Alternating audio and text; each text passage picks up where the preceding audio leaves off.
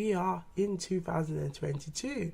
and twos are about decisions, but if we add them all together, 2, 4, 6, okay, minus the 0, because we can't add 0, but 2, 4, 6, that represents 6, which is all about harmony.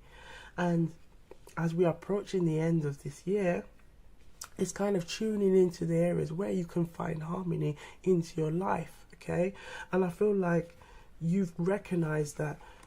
you want to get yourself to and working yourself towards you being of high value. Like, everyone is high value, everyone is high value, but you are recognizing that you want to get to a level of status where you see yourself high value in terms of you being very independent,